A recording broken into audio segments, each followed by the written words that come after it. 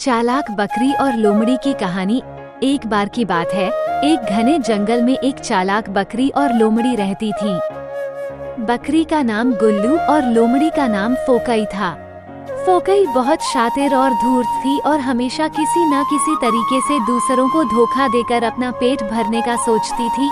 एक दिन फोकई ने देखा कि गुल्लू बकरी हरे भरे चरागाह में चर रही है। फोकई को गुल्लू को देखकर ललच आई और उसने सोचा कि किसी चालाकी से गुल्लू को अपना शिकार बना सकती है।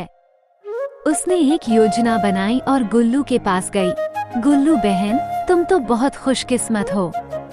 तुम्हारे पास कितना अच्छा चरागाह है, फोकई ने मीठी आवाज में कहा। गुल्लू ने चौंक कर फोकई को देखा और कहा, हाँ फोकई, ये जगह सचमुच बहुत अच्छी है। फोकई ने एक गहरी सांस ली और कहा, गुल्लू बहन, मैंने सुना है कि इस जंगल में एक रहस्यमयी गुफा है जिसमें न जाने कितनी सुंदर चीजें छिपी हैं। मैं सोच रही थी कि क्यों न हम दोनों वहां चलकर उसे देखें। गुल्लू समझ गई कि फोकई की मंशा सही नहीं है, लेकिन उसने सोचा कि फोकई को उसकी ही चाल में फंसाया जा सकता है।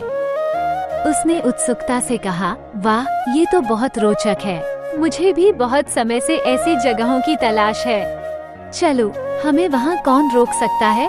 फोकई गुल्लू को लेकर उस रहस्यमयी गुफा की ओर चल पड़ी। गुफा में पहुँचते ही फोकई ने चालाकी से गुफा का द्वार बंद कर दिया और जोर से हंसते हुए कहा, अब तो तुम फंस गई गुल्लू। अब इस गुफा से बचकर निकल पाना तुम्हारे लिए नामुमकिन है।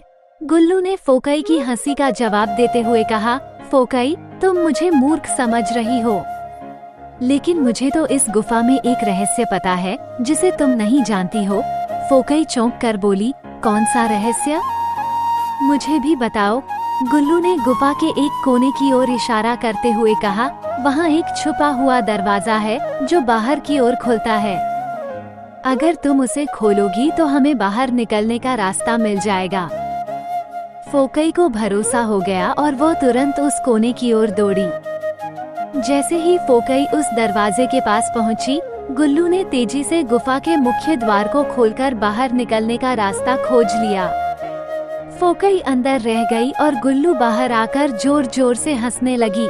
फोकई को अपनी गलती का एहसास हुआ और उसने शर्मिंदगी में गुफा से बाहर निकलने की कोशिश की, लेकिन दरवाजा बहुत संकरा था और फोकई का आकार बड़ा होने के कारण वह बाहर नहीं निकल पाई।